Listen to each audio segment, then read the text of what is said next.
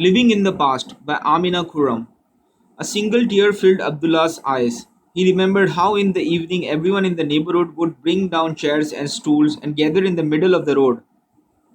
Mothers would exchange recipes, fathers would discuss why we won or lost a cricket match, grandmothers would be out with their knitting needles, and as the conversations grew spicier, their needles seemed to be at war with the yarn. He looked to his left and his eye was caught on a corner which seemed familiar to him.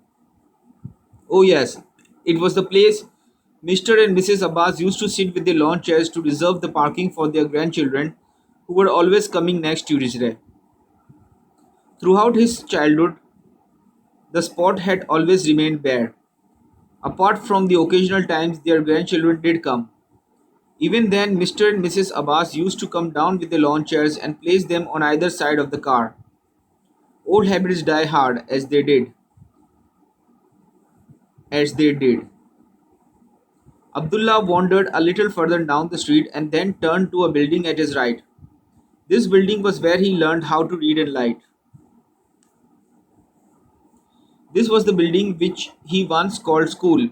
He smiled as images of his school days flooded his mind, forgetting to do his homework countless times, often being late and making the teacher smile with his occasional jokes. Laughter was a good companion those days. He remembered the laughter of Abba Khan, the family servant.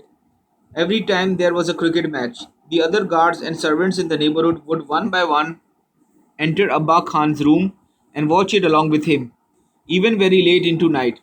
He knew this because their cheering and hooting would go on all through the night. When the match ended, Abdullah could see through the window of the kitchen all of them depart slowly one by one.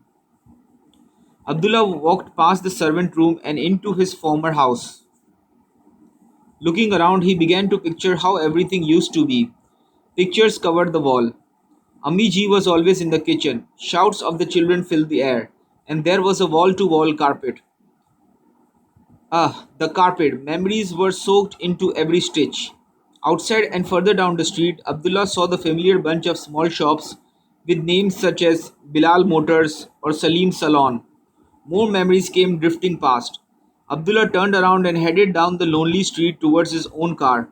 Distance made the heart grow fonder, and visiting the homeland of his youth was the only way to settle the beast inside him and his want for the air of Karachi. As he started the car, another tear rolled down his cheek. Baba, are you okay? An innocent voice in the back seat inquired. Abdullah wiped his tears and turned his head, looking over his shoulder. He nodded to the little person, forcing a smile on his face. Are you sure? Asked his wife in the passenger seat. Reaching for his hand, Abdullah didn't have to force that smile anymore. Never better, he said, putting both hands on the steering wheel. Living in the past not only ruins the present but also destroys the hope for a future.